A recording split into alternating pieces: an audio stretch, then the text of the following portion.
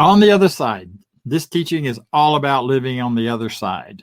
And we are on the other side of so many things as we welcome you today into the Center for Spiritual Living, Midtown. I'm here to remind you that such is the nature of life. All it asks and all it wants is the opportunity to appear.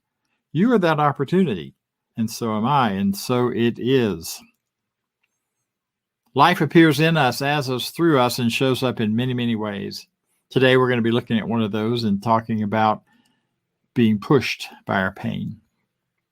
Our theme for this month is a call, the soul's call, that something within us that transcends our personalities, that transcends our everyday stuff and thinking, and calls us to something greater.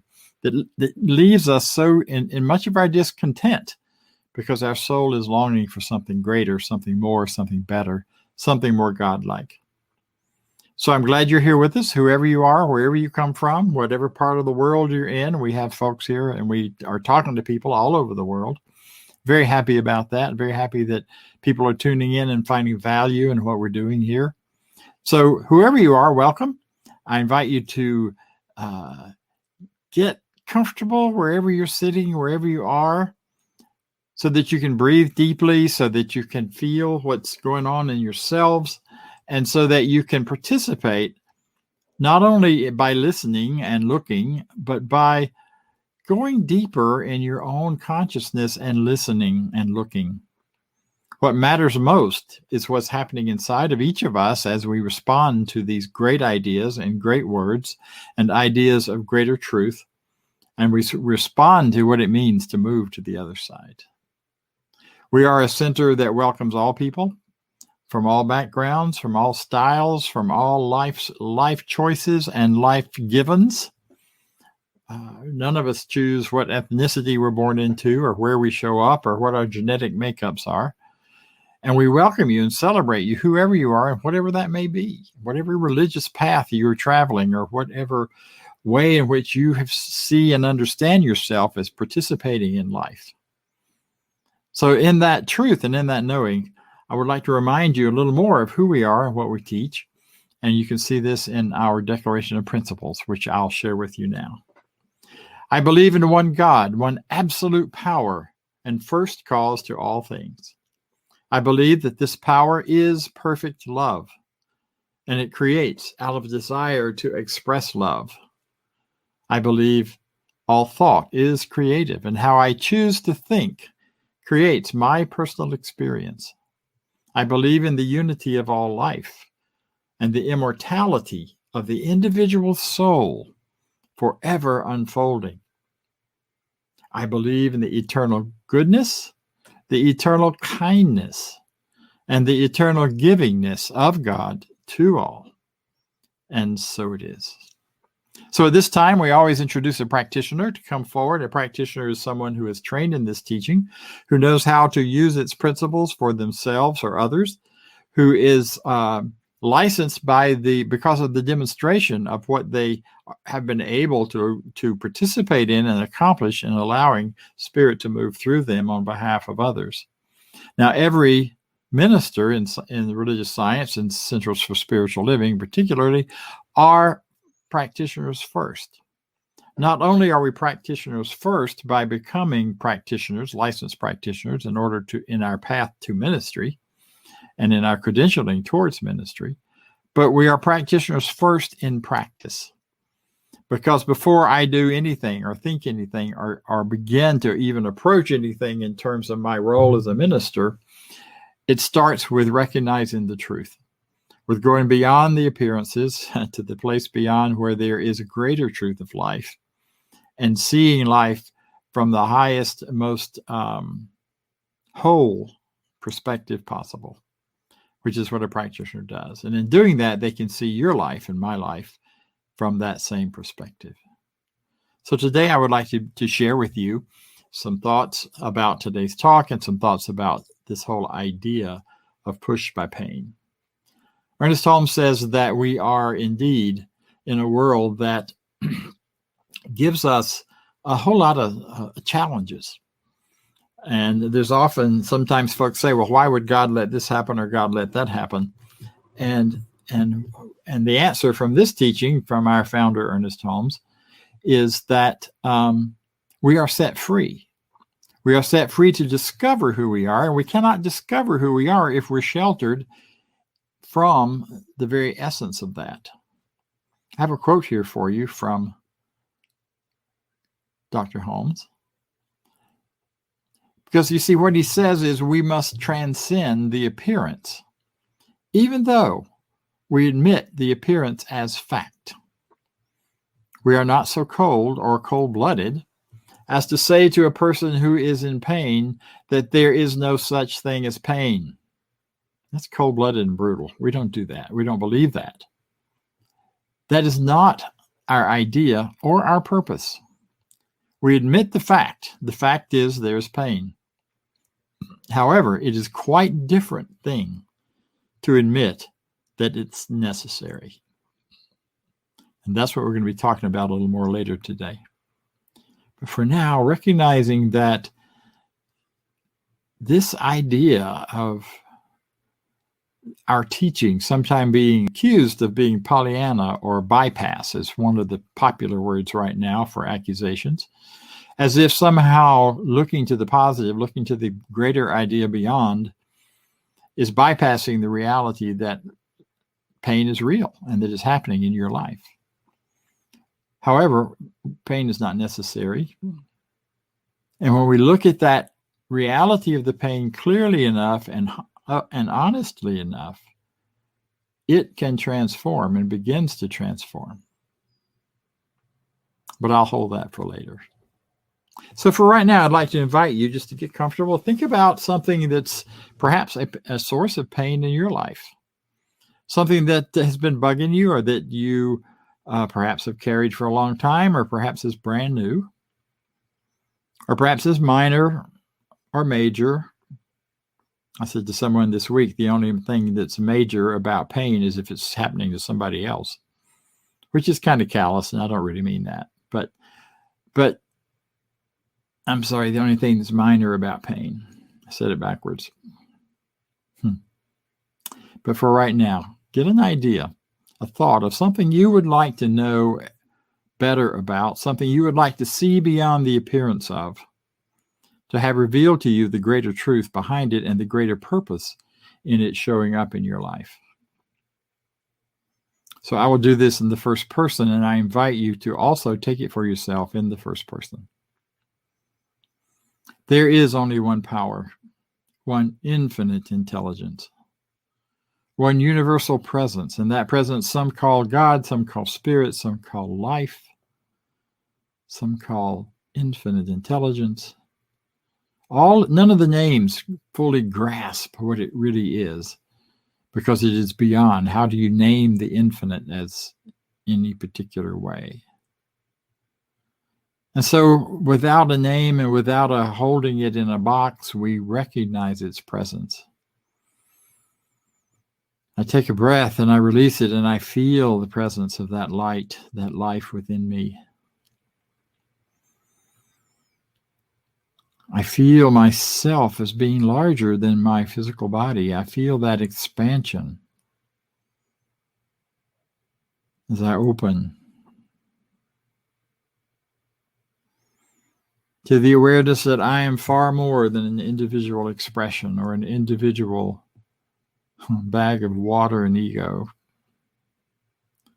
That I am an individuated version of this infinite with all of its abilities and qualities and available and present to me and through me to utilize and allow to flow.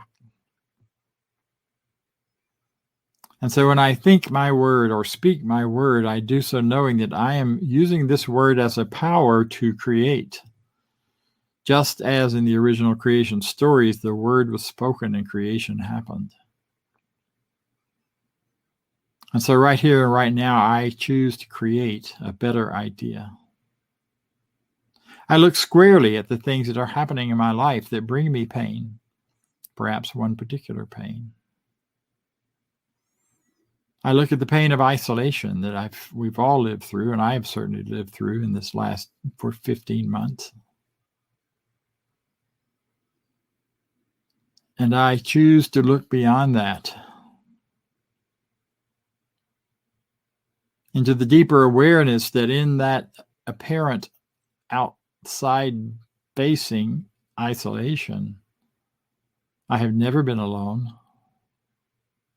I am always presenced by this infinite power, and I simply turn to that power now, recognizing my forever companion will never leave me, will never, ever abandon me in any way, shape, or form. So this one power, this light, this life brings to me a relief, a freedom. As I look into the pain, I look through the pain into the greater idea of truth. I look into the pain of relationships, into the truth of love as an eternal presence within me, not dependent on anyone else. As I look into the pain of poverty, I look into that with the clarity that poverty of mind is something I can control. And so I begin to create that mental idea of prosperity. I allowed a recognition that prosperity is abundant everywhere. I have a prosperity of cells in my body. I have a prosperity of air to breathe and thoughts to think. Millions of thoughts that run through all the time. I have a prosperity of care. And I have a prosperity of funds and sources and resources.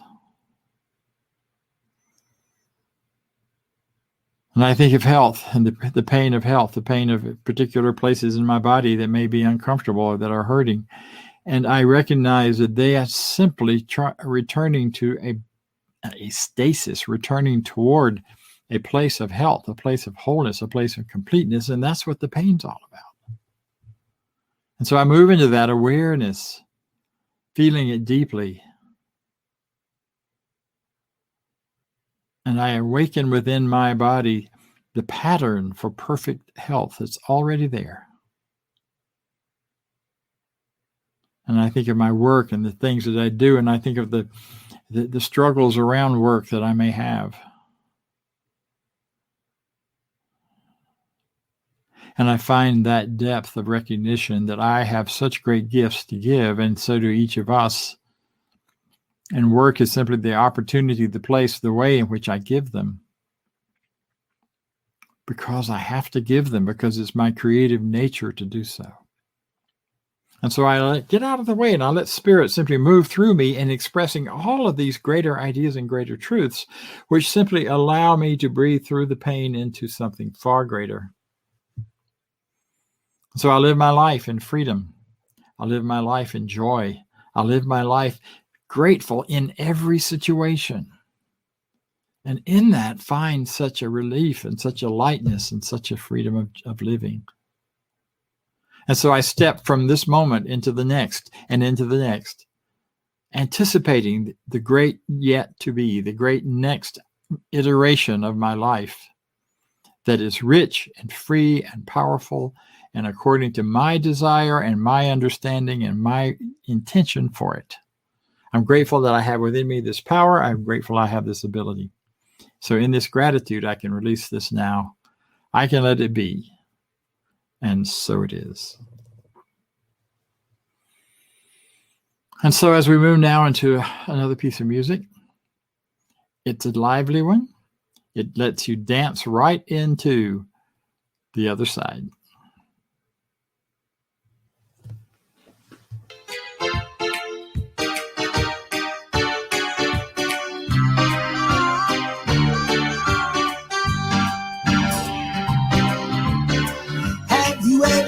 Wondered why some men crawl while some men fly. It's a decision of the soul. Life is always what you make it. You can live or you can fake it. It's a decision of the soul. Anytime you're rearranging, it's the soul that does the changing. You can use your inspiration to extend your limitations. It's a decision of the soul.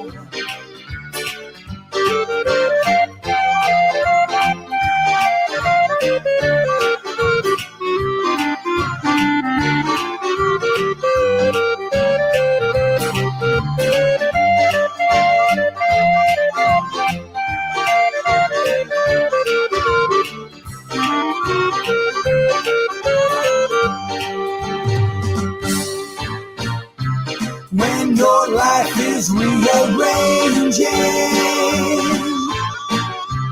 it's the soul that does the changing.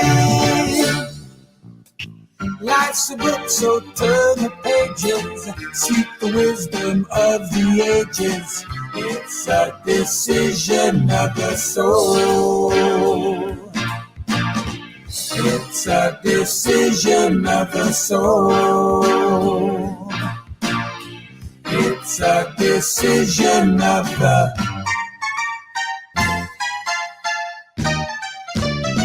soul. Decision of the soul. I have a wonderful masseuse and body worker that I work with. She is a medical masseuse, so she does a very specific and intentional work on the various challenging areas of my body. Because, as you know, I've been around the sun a few times, and so that always comes with a certain amount of wear and tear, and so I go in and see her fairly regularly, and it hurts. It hurts. I tell her, I can't believe I'm paying you to hurt me like this. I also accuse her that we need to get her some black boots. Well, I won't go down that road any further, but anyway, you get the vision, you get the idea, and one of the things that she has taught me that has been a metaphor for all of the other areas and levels of pain in my life. But one of the things she taught me early on in working with her is that when she finds a sore spot and she starts sticking her thumb all the way through it, it feels like, and the pain goes through the roof, that I have two responses I can make. I can fight it and tense up and try to not let it hurt so much, which is my natural response, because nobody likes pain. We brace against it. We pull away from it. We push against it in so many different ways. And when I do that, and I do that still, it hurts worse. And because she doesn't let up. She's relentless that way. But the other choice is to try to relax, try to breathe into it, to try to allow myself to welcome the pain because it's an indicator of where something is changing or needs to change or is about to change. And when I relax and breathe into that spot that she has set on fire with her massage, it's amazing sometimes to me how quickly I can go from intense pain into complete relief.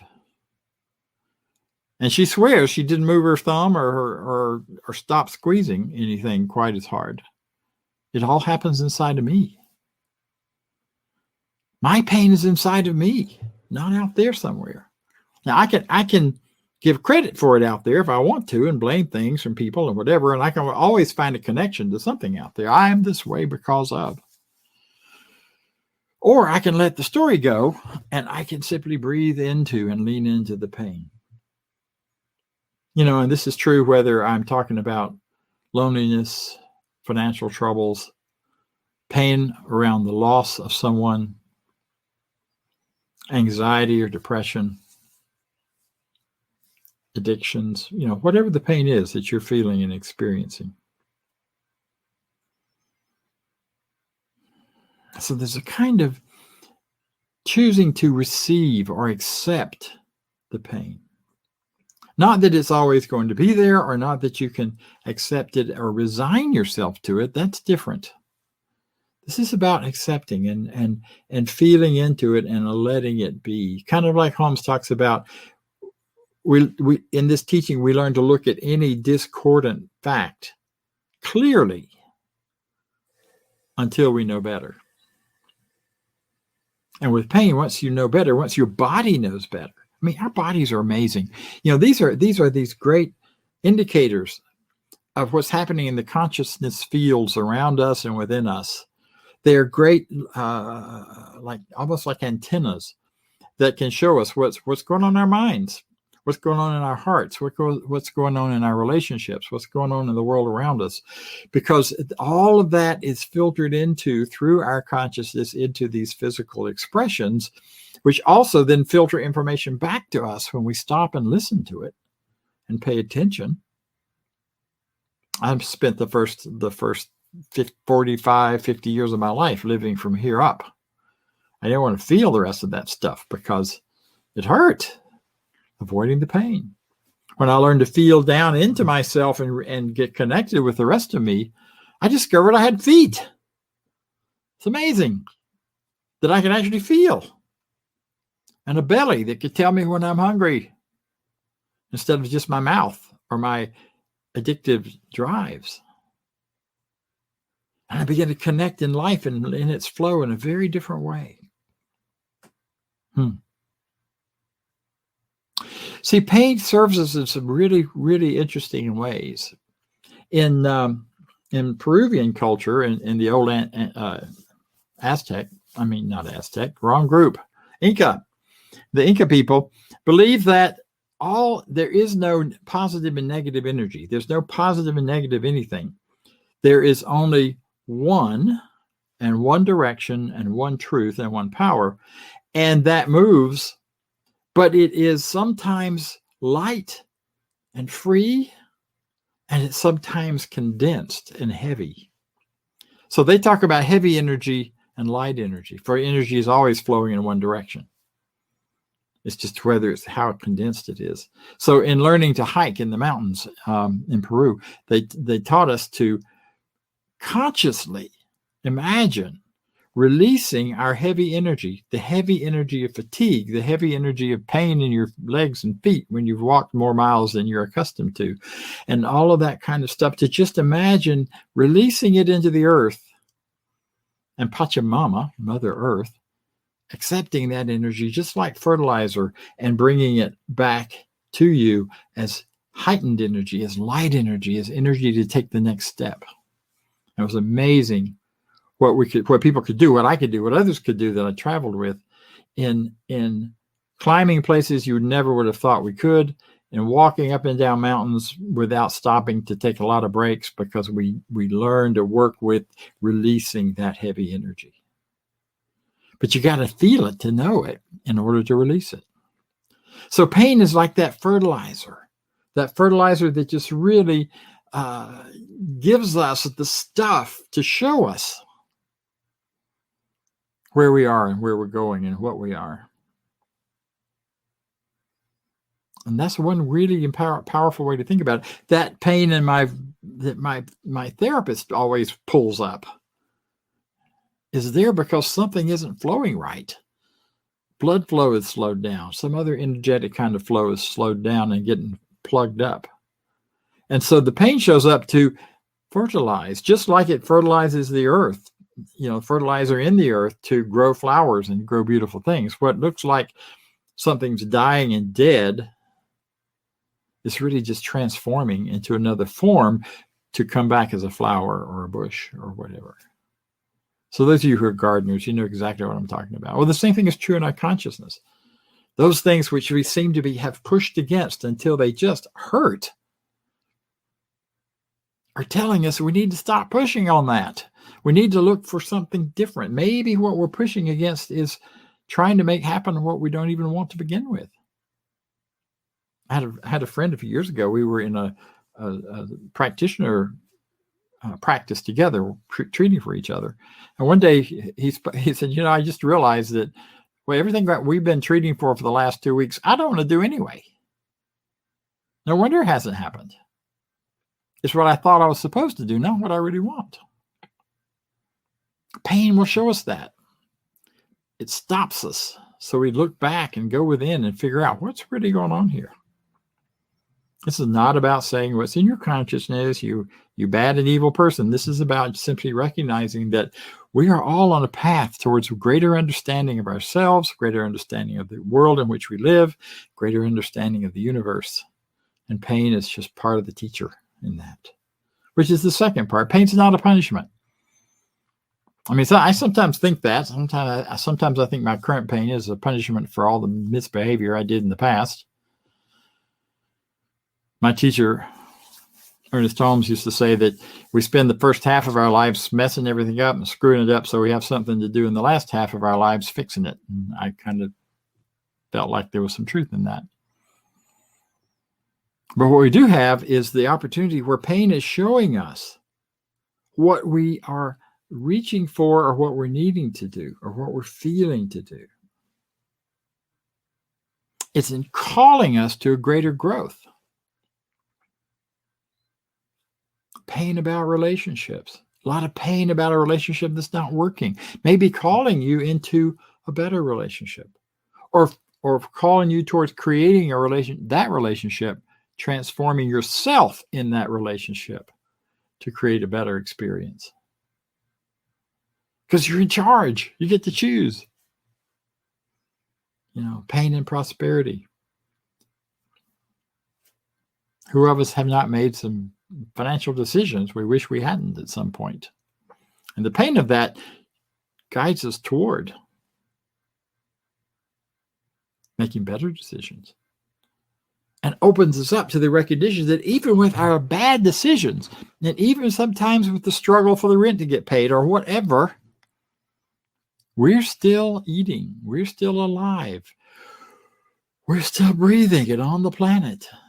We are prospering in so many other ways. And if I can begin to get my mind around what are those other ways and how do I celebrate them more, then all of the kinds of prosperity starts to show up in my life. And the pain points me toward that. I was thinking about COVID. We've all been through a lot of pain with COVID, and the last thing I would do is minimize any of that. Many of you have lost family members and friends. Others of you have lost jobs. We've lost a lot with COVID. We've all struggled back and forth about masks, or to wear or not to wear, to vaccinate or not to vaccinate, and all that kind of stuff that's just rolling around in our world right now. It's not just in America, but it's all over the world. But there's another view of that. And that is that the COVID pandemic has also opened us up to a worldwide conspiracy for caring. A worldwide conspiracy for caring. So that when we see these warring things that people are doing to one another in the name of one political system or one religion or another, it all stands out in such stark contrast to the fact that for the last 15 months, the world has worked together to find solutions and ways and protections, and things have held and shut down and supported all kinds of life-changing, huge shifts in our lives. But it's in the name of caring for the health of humanity. I think that's pretty profound change. We've never, ever experienced anything like this together as a human race on this planet that I'm aware of. So pain is not punishment. Pain is a guidance and an opening to something greater.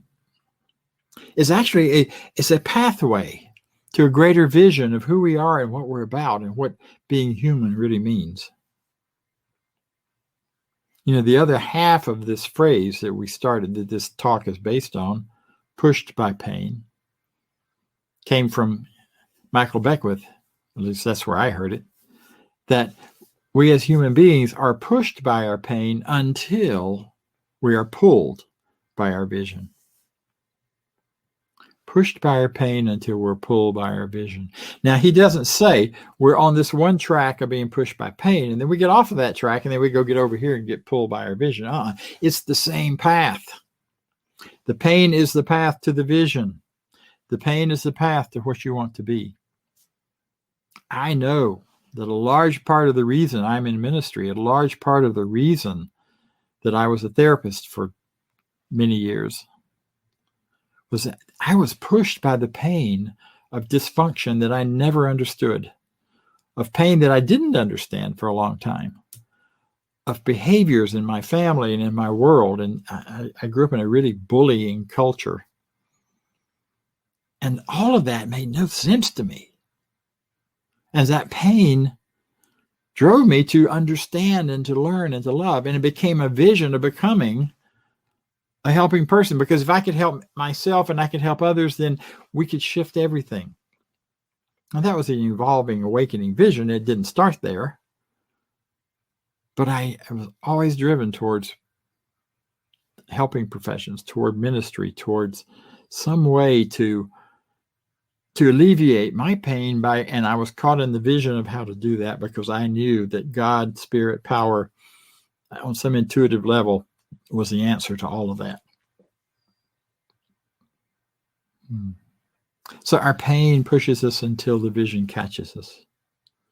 And that vision is the idea to replace the consciousness that creates the pain with a consciousness of freedom and power and health and joy. And that isn't a one-time do it and it's all over with thing. That's every day we shift and change, and every day we look at this and we move into that. We look at the small picture and we reach for the larger picture.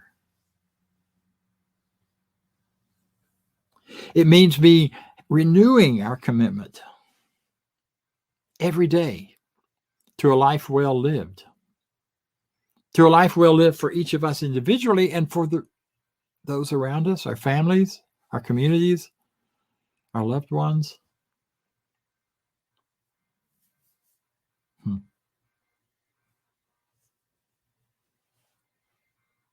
One of the things about replacing things in consciousness, we already said, we need to replace one kind of consciousness to create a whole new way of being. You don't do that by dumping the whole thing out. I wish you could. Well, if you could, we'd all be zombies at some point. We'd have that zombie period where we wouldn't know who or what in the heck we were. And many of us have that during big, heavy transitions. But what we really do to change that consciousness from that which is creating the pain into that which can support the growth and the possibilities and the joy and the freedom is by doing it one little idea at a time. Ernest Holmes used the example that you take a glass of muddy water, you want to replace it. You don't dump it out and leave the glass empty of anything but air.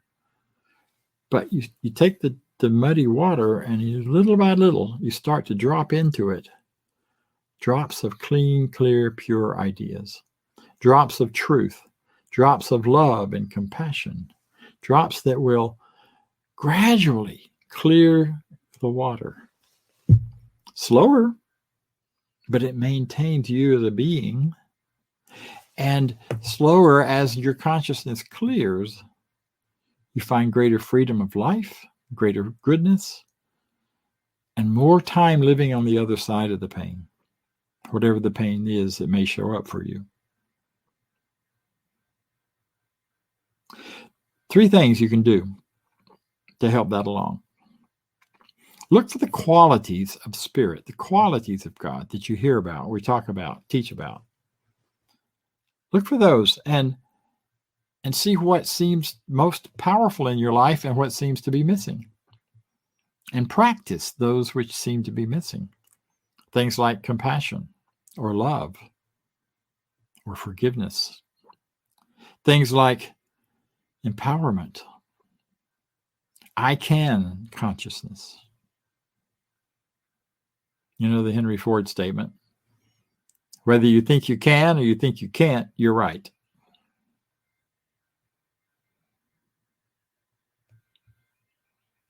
You also need to recognize that you didn't get to this point by yourself. Wherever you are in life, you didn't get here alone. You were born into a relationship, however wonderful or dysfunctional that may have been. You are still living in a world of relationships. You're relating to people all around the planet. I mean, sometimes I stop and think when I order food from a restaurant, how many people have had a part in bringing that to my door. And I like international cuisine, so I end up with things from, that got here through many, many, many channels and many, many people to even get the flavor of it to my house, much less the stuff itself. You're not alone. Never have been. That's one of the lies we tell ourselves, that we're all alone. And it may look like it. I'm not saying it doesn't. There may be great pain around it, but underneath and behind it, you're never alone. You never have been.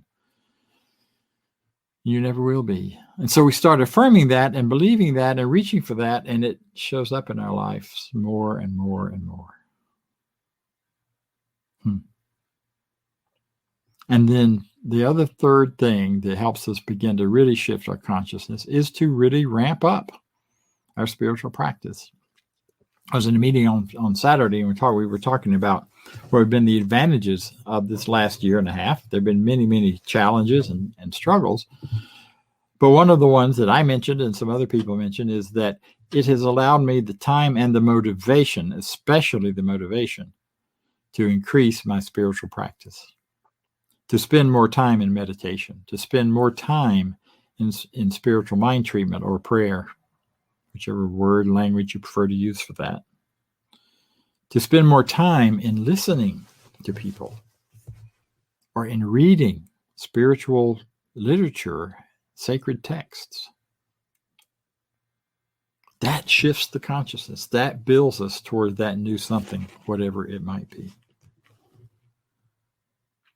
So Holmes said this, and I'll close with this thought, this idea,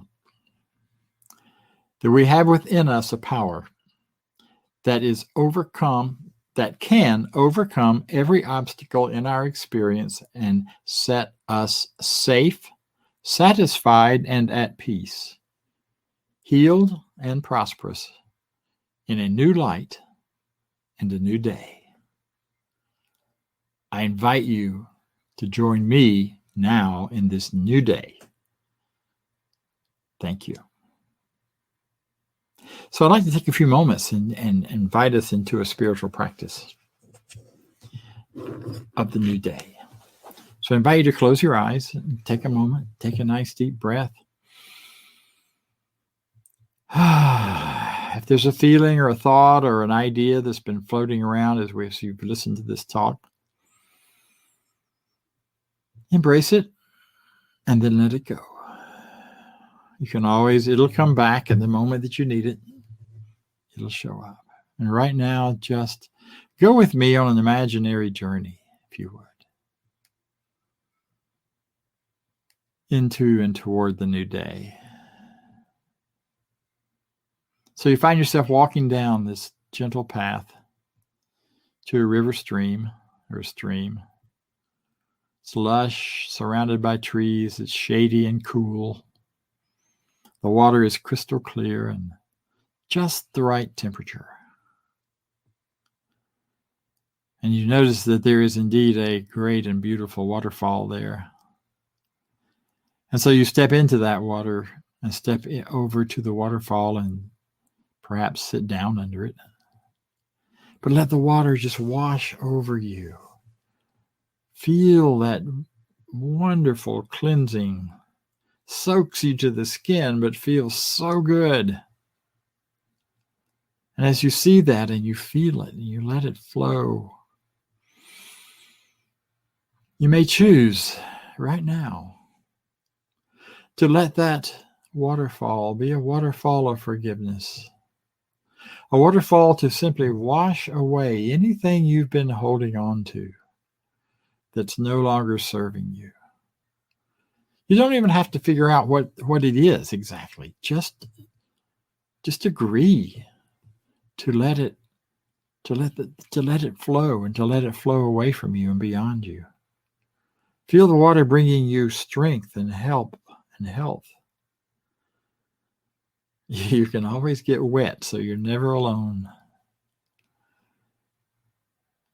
Just imagine the waterfall as being a method, a way of thinking that allows you to simply release. Release whatever pain is left from COVID and from this pandemic and all of the adjustments and things we've all been through in order to live well in this last 15 months to 2 years. Just let that wash away. Let it wash away any family issues that you've held on to that no longer serve you. Love and bless it and let it wash away. Not the family members, but the issues.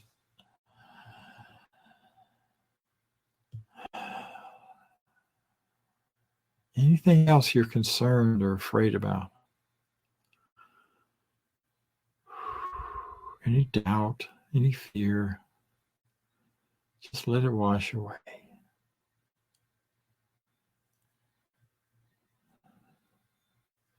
This is a place you can return to anytime in your imagination.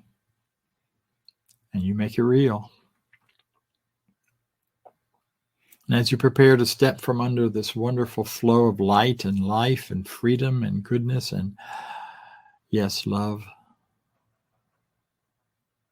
know that you bring the water with you. You bring the droplets. You bring the qualities of life with you that you desire to keep.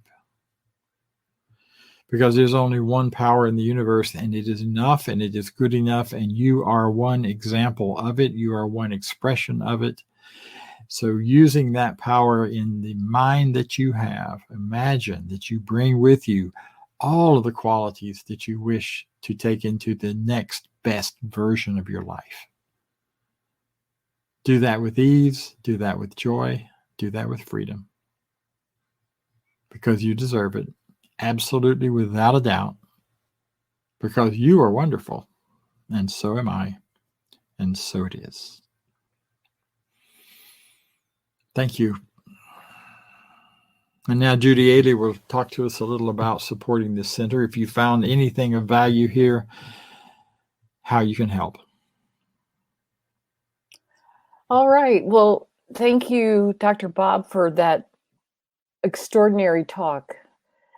This is a time where we focus on what we are so grateful for. We are grateful for our center. We're grateful for the support that we have received as a center. Our center is prosperous and growing, and we are so grateful. So this is a time where if you are so moved that you can make your contributions, you'll see on the screen our website, cslmidtown.org, and also the QR scan that you can use. And we just want you to know that we appreciate you, and we appreciate so much the support that you provide for our center. Now, if you will please join with me in our affirmation of prosperity with feeling. Here we go. I live in a universe of abundance. As I freely and joyfully give, I join in the divine flow, and all that I share with life returns to me, multiplied abundantly, and so it is. All right, turn it back over to Dr. Bob. Thanks. Thank you. So the Center for Spiritual Living Midtown is about to step into the transition into its next great expression of itself. We've been around about eight years now, I think, and maybe 9. Anyway, my math is not always good. We've been around a while, and many of you have been part of this teaching much, much longer than that, as have I. But we are stepping into our next version of the vision, our next version of who we are. We are not going back to anything. You can let that idea go as COVID comes to an end and we begin to engage with each other personally and in new ways. This is all new. We've never done this before. So we're not going back to anything.